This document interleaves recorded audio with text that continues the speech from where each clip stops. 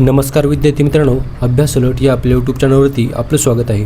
तर विद्यार्थी मित्रांनो, आज आपण पाहणार आहोत 18, 19 आणि 20 जून 2026च्या अत्यंत महत्त्वाच्या चालू घडामोडी. तर व्हिडिओ पहिल्यापासून शेवटपर्यंत पाहण्याचा प्रयत्न करा. अतिशय महत्त्वाचे आणि निवडक प्रश्न असणार आहेत जे की तुम्हाला कोणत्याही स्पर्धा परीक्षेमध्ये डायरेक्ट विचारले जाऊ शकतात. तर बघा, प्रश्न क्रमांक 1 आहे बघा, the order of the white double cross या पुरस्काराने पंतप्रधान नरेंद्र मोदींना कोणत्या देशाकडून सन्मानित करण्यात आले आहे? तर बघा, याचं उत्तर असणार आहे स्लोवाकिया, म्हणजेच ऑप्शन नंबर ए याचं उत्तर असणार आहे बघा. तर स्लोवाकिया या देशाचा हा सन्मान आहे. Order of the white double cross या पुरस्काराने पंतप्रधान नरेंद्र मोदींना नुकतेच सन्मानित करण्यात आले आहे. तर लक्षात ठेवा. चला बघूयात आपण बघा. आणि पंतप्रधान नरेंद्र मोदी हे स्लोवाकिया या देशाला भेट देणारे पहिलेच भारतीय पंतप्रधान आहेत. लक्षात ठेवा.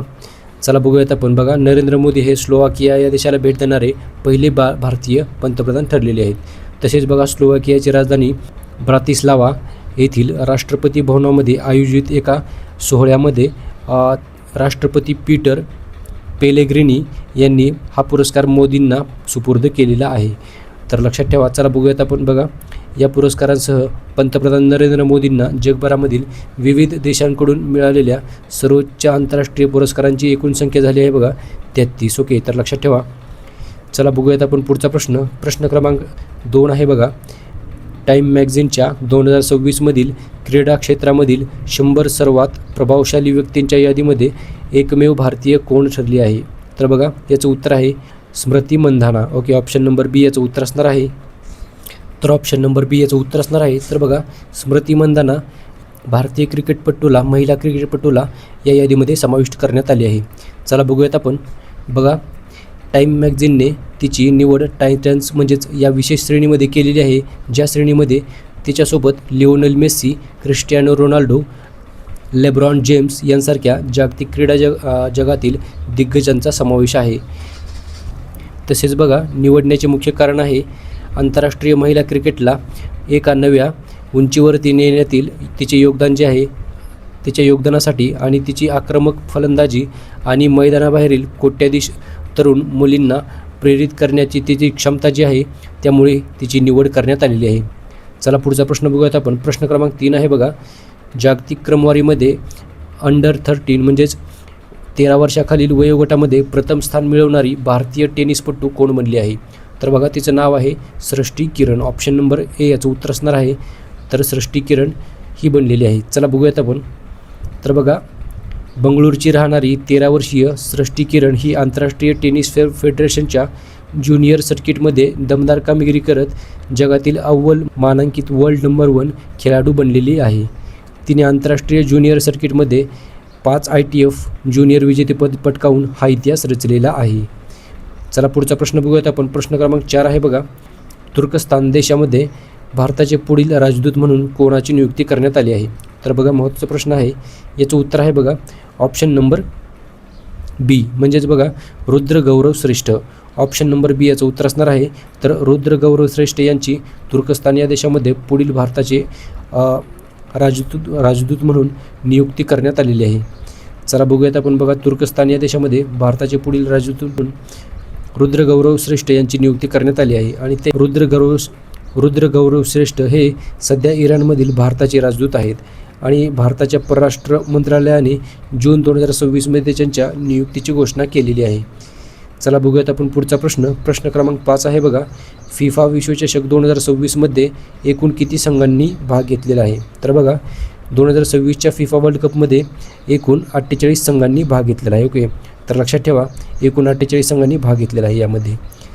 चला बघूयात आपण बघा, विद्यार्थी मित्रांनो, फिफा विश्वचषक 2026मध्ये एकूण 48 संघांनी भाग घेतलेला आहे. आणि हा जो विश्वचषक आहे तो भारताच्या इतिहासामधील सर्वात मोठा विश्वचषक असून यापूर्वी 32 संघ सहभागी होते. आणि बघा, 2026पासून या स्पर्धेचा विस्तार करून 48 संघांचा समावेश करण्यात आला आहे. तर लक्षात ठेवा. चला पुढचा प्रश्न बघूयात आपण. प्रश्न क्रमांक 6 आहे बघा, जगातील पहिले ट्रिलियन संपत्ती असणारे व्यक्ती कोण बनलेले आहेत? म्हणजेच जगातील पहिले ट्रिलियनियर कोण बनलेले आहेत? तर बघा, याचं उत्तर असणार आहे इलॉन मस्क. तर इलॉन मस्क हे जगातील पहिले ट्रिलियनियर बनलेले आहेत. लक्षात ठेवा, ते जगातील असे पहिले व्यक्ती आहेत ज्यांची संपत्ती 1 ट्रिलियन अमेरिकन डॉलरच्या पुढे गेलेली आहे. लक्षात ठेवा. चला बघूयात आपण. जून 2026मध्ये स्पेसएक्सच्या ऐतिहासिक IPO नंतर त्यांच्या संपत्तीचे मूल्य 1 ट्रिलियन डॉलरपेक्षा जास्त झालेले आहे आणि ते जगातील पहिले ट्रिलियनियर बनलेले आहेत. पुढचा प्रश्न आहे प्रश्न क्रमांक 7 बघूयात आपण. COP31ने कोणत्या वर्षापर्यंत 35% विद्युतीकरणाचे लक्ष्य ठेवले आहे? तर बघा, नुकत्याच झालेल्या COP31 या परिषदेमध्ये कोणत्या वर्षापर्यंत म्हणजेच बघा 2035पर्यंत 35% विद्युतीकरणाचे लक्ष्य ठेवण्यात आलेले आहे. तर लक्षात ठेवा 2035 हे याचं उत्तर आहे. बघा, याचं उद्दिष्ट काय आहे? तर सध्या जागतिक पातळीवरती एकूण ऊर्जा मागणीमध्ये विजेचा म्हणजेच इलेक्ट्रिसिटीचा वाटा आहे बघा 20%. ओके, तर बघा तो वाढवून आता 2035पर्यंत 35% करणे हे याचे मुख्य उद्दिष्ट आहे. तर चला पुढचा प्रश्न बघूयात आपण. प्रश्न क्रमांक 8 आहे बघा. हामाटालिवा मॉलिंगोटा लिंक्स मकडीची म्हणजेच स्पायडर म्हणजेच याला म्हणतात कोळी बघा, याची नवीन प्रजाती कोणत्या राज्यामध्ये सापडलेली आहे? तर बघा, याचं उत्तर असणार आहे मेघालय. ऑप्शन नंबर डी याचं उत्तर असणार आहे. चला बघूयात आपण.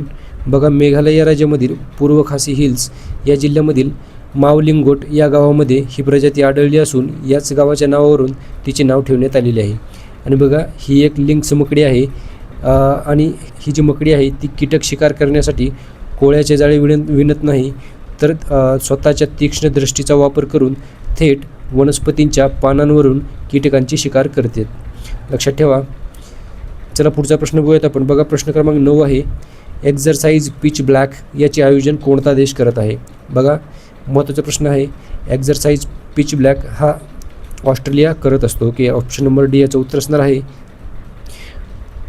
तर चला बघूयात आपण. बघा, हा जो सराव आहे एक्झरसाइज पिच ब्लॅक हा रॉयल ऑस्ट्रेलियन एअरफोर्स याद्वारे आयोजित केला जाणारा एक अत्यंत महत्त्वाचा आणि प्रमुख द्विवार्षिक म्हणजेच दर 2 वर्षांनी होणारा आंतरराष्ट्रीय हवाई युद्ध म्हणजे सराव आहे. तसेच बघा, या सरावाचे आयोजन 20 जुलै ते 7 ऑगस्ट 2026 या कालावधीमध्ये ऑस्ट्रेलियाच्या डार्विन टिंडल एम्बर्ली एअरबेसवरती केले जात आहे. तर चला पुढचा प्रश्न बघूयात आपण. बघा, प्रश्न क्रमांक 10 आहे. कोणत्या देशाच्या केन विल्यम्सने आंतरराष्ट्रीय क्रिकेटमधून नुकतीच निवृत्ती जाहीर केलेली आहे? तर बघा, प्रसिद्ध क्रिकेटपटू केन विल्यम्सने नुकतीच निवृत्ती जाहीर केलेली आहे आणि तो आहे बघा न्यूझीलंड या देशाचा. ऑप्शन नंबर बी याचं उत्तर असणार आहे न्यूझीलंड. चला बघूयात आपण. तर बघा, केन विल्यम्सने न्यूझीलंडच्या इतिहासामध्ये सर्व फॉर्मॅटमध्ये मिळून सर्वाधिक धावा करणारा म्हणजेच 19,346 धावा करणारा तो फलंदाज आहे. तर लक्षात ठेवा. चला पुढचा प्रश्न आहे बघा. प्रश्न क्रमांक 11 बघूयात आपण. फ्रेंच ओपन 2026मध्ये महिला एकेरीचे विजेतेपद कोणी जिंकले आहे? तर अतिशय महत्त्वाचा प्रश्न आहे बघा. याचं उत्तर आहे मीरा आंद्रीवा. ऑप्शन नंबर सी याचं उत्तर असणार आहे. तर रशिया या देशाच्या मीरा आंद्रीवा यांनी फ्रेंच ओपन 2026मध्ये महिला एकेरीचे विजेतेपद जिंकलेले आहे आणि या फक्त 19 वर्षाच्या आहेत. लक्षात ठेवा. चला बघूयात आपण. बघा, फ्रेंच ओपन 2026मध्ये महिला एकेरीचे जे विजेतेपद आहे ते रशियाच्या 19 वर्षीय मीरा आंद्रीवा यांनी जिंकलेले आहे. बघा, उपविजेता ठरलेले आहेत पोलंडच्या माजा च्वालिन्स्का. ओके, लक्षात ठेवा. चला बघा, पहिले ग्रँड स्लॅम म्हणजेच मीरा आंद्रीवाचे हे पहिलेच ग्रँड स्लॅम विजेतेपद आहे. तसेच बघा, 1992मध्ये मोनिका सेलेलने विजेतेपद पटकावल्यानंतर मीरा ही फ्रेंच ओपन जिंकणारी सर्वात तरुण महिला खेळाडू बनलेली आहे आणि तिचे वय आहे बघा 19 वर्ष 1 महिना. चला बघूयात आपण पुढचा प्रश्न. प्रश्न क्रमांक 12 आहे बघा. तिहेरी तलाक आणि ॲसिड हल्ल्यातील पीडितांसाठी प्रमुख कल्याणकारी योजनेचा विस्तार कोणत्या राज्याने केला आहे? तर बघा, नुकताच उत्तर प्रदेश सरकारने हा निर्णय घेतलेला आहे. उत्तर प्रदेशचे मुख्यमंत्री आहेत बघा योगी आदित्यनाथ आणि उत्तर प्रदेशची राजधानी आहे लखनौ. पुढचा प्रश्न क्रमांक 13 आहे बघा. जून 2026मध्ये कोणत्या युरोपियन देशाला प्रथमच भारतीय पंतप्रधान नरेंद्र मोदी यांनी भेट दिलेली आहे? तर बघा, याचं उत्तर आहे बघा स्लोवाकिया. ऑप्शन नंबर डी याचं उत्तर असणार आहे बघा. तर स्लोवाकिया या देशाला भेट देणारे पहिले पंतप्रधान ठरलेले आहेत बघा नरेंद्र मोदी. ओके, तर याआधी कोणत्याही भारतीय पंतप्रधानाने स्लोवाकिया या देशाला भेट दिलेली नव्हती. तर पंतप्रधान नरेंद्र मोदी हे पहिलेच व्यक्ती ठरलेले आहेत या देशाला भेट देणारे आणि स्लोवाकिया या देशाने नुकताच पंतप्रधान नरेंद्र मोदींना त्यांच्या देशाचा सर्वोच्च सन्मानही प्रदान केलेला आहे. चला बघूयात आपण. तर बघा जून 2026मध्ये पंतप्रधान नरेंद्र मोदींनी स्लोवाकिया या देशाला प्रथमच ऐतिहासिक भेट दिलेली आहे. आणि बघा 14 ते 16 जून 2026 या दरम्यान झालेली ही भेट आहे. 1993मध्ये स्लोवाकिया स्वतंत्र झाल्यापासून कोणत्याही भारतीय पंतप्रधानाची ही पहिलीच द्विपक्षीय भेट होती. तर चला पुढचा प्रश्न बघूयात आपण. प्रश्न क्रमांक 14 आहे बघा, C-295 या मेड इन इंडिया लष्करी मालवाहू विमानाची यशस्वी चाचणी कोणत्या राज्यामध्ये केली आहे?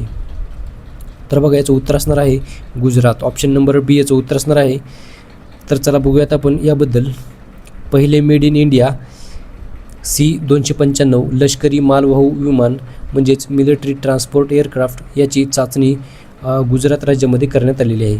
तर बघा गुजरातमधील वडोदरा येथील टाटा एअरबस या प्रकल्पातून या विमानाने आपले पहिले यशस्वी उड्डाण केलेले आहे, लक्षात ठेवा. तसेच बघा हा जो प्रकल्प आहे तो टाटा ॲडव्हान्स सिस्टीम लिमिटेड आणि युरोपीय company Airbus defence and space यांच्या संयुक्त भागीदारीतून आकारास आला आहे. एकूण 56 विमानांच्या करारांपैकी 40 विमाने भारतामध्ये तयार केली जाणार असून हे त्या मालिकेतील पहिलेच विमान आहे.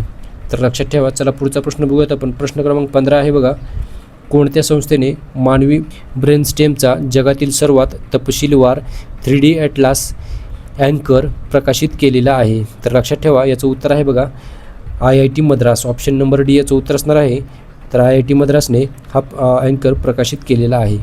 चला बघूयात आपण. बघा मानवी ब्रेन स्टेमचा म्हणजेच ह्युमन ब्रेन स्टेम या जगातील सर्वात तपशीलवार 3D ॲटलास अँकर हा भारतीय तंत्रज्ञान संस्था मद्रास म्हणजेच IIT मद्रास या संस्थेच्या सुधा गोपालकृष्णन ब्रेन सेंटरने प्रकाशित केलेला आहे.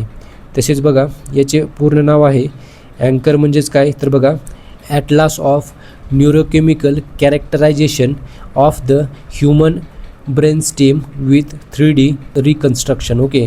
तर बघा हा जो जगातील पहिलाच असा डिजिटल ॲटलास आहे जो मानवी मेंदूच्या स्टेमचा पेशींच्या पातळीवरती अत्यंत अचूक आणि त्रिमितीय म्हणजेच 3D नकाशा दर्शवतो. आणि हा सामान्य MRIपेक्षा सुमारे 1000 पट अधिक तपशील झूम करून पाहण्याची सुविधा देतो.